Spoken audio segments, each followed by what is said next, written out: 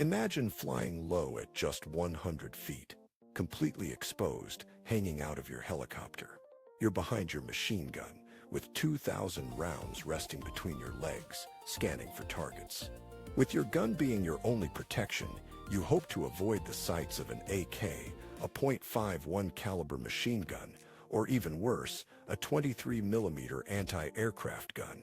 Vietnam helicopter gunners were caught in a terrifying mix of almost absolute power and almost absolute vulnerability. Yet they played a critical and important role that couldn't be filled by just anyone. At the beginning of the Vietnam War, helicopter crews typically consisted of a pilot, co-pilot, and crew chief, who also acted as the door gunner. However, the brutal battles that followed revealed the urgent need for additional protection from both sides. This led to the addition of a fourth crew member, the so-called shotgun rider, who faced one of the most terrifying roles in the war.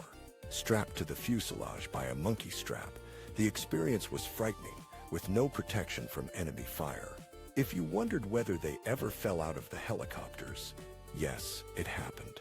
Sometimes they would hang on by their strap, while the rest of the crew pulled them back up, but others were not so lucky. These soldiers participated in vital missions, from medical evacuations to direct infantry support and suppressing enemy positions.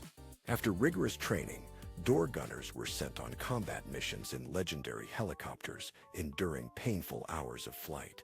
Right at the start of training, they learned about the intercom system, assisting the crew chief, and using the clock system for direction. They also learned how to fly in formation while protecting other aircraft, all while riding in the open doorway of a helicopter. The primary weapon for door gunners was the M60 machine gun, with the M14 or M16 as backups. The M60 could fire between 500 and 650 rounds per minute, with an effective range of about 1,300 yards. In this role, the M60 was sometimes modified, mounted on a swivel or pintle mount for better maneuverability. MiG-134 miniguns were also used, especially in gunships, boasting a terrifying firing rate of up to 6,000 rounds per minute. These gunners typically carried between 2,000 and 4,000 rounds, depending on the mission, and managed their ammunition wisely.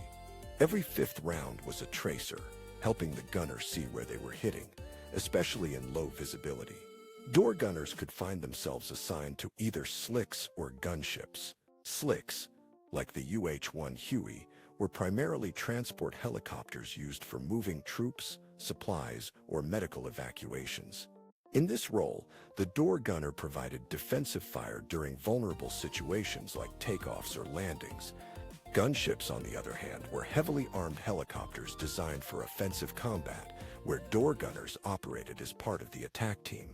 They provided close air support to ground troops with rockets, miniguns, or grenade launchers. Attempts were made to mount the .50 caliber machine gun on helicopters, but it proved too heavy for this role.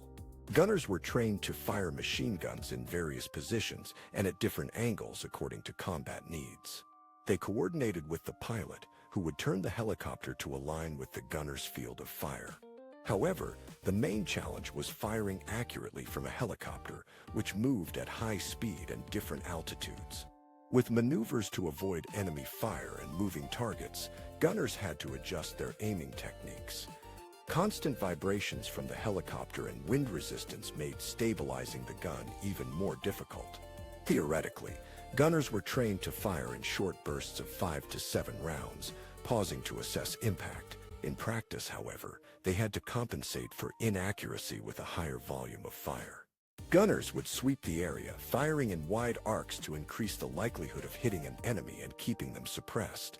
They had to lead their targets, aiming behind or below because the bullets carried the forward momentum of the aircraft. This meant they could never aim directly at the target, requiring constant adjustments for various factors. Now, let's discuss the door gunner's protection, or rather, the lack of it. Helicopters had to remain as light as possible, making it impossible to add heavy bulletproof shields for gunners. Since the helicopter itself wasn't bulletproof, shields would have had little effect. Flak jackets were issued, but they only stopped smaller shrapnel at best, doing little to protect against direct fire. These jackets often made gunners feel even hotter and heavier during flights. Door gunners wore flight helmets that offered some protection but were mainly designed for communication with an intercom system. There were also chicken plates, ceramic plates covering the chest area to protect from small arms fire. These plates were heavy and cumbersome, leading many to choose not to wear them, earning the nickname implying only chickens wore them. The gunner serves as the eyes and ears of the crew, searching the ground for movement or signs of enemy activity. Since the Viet Cong were masters of camouflage, spotting enemy positions in the jungle from a fast-moving helicopter was challenging.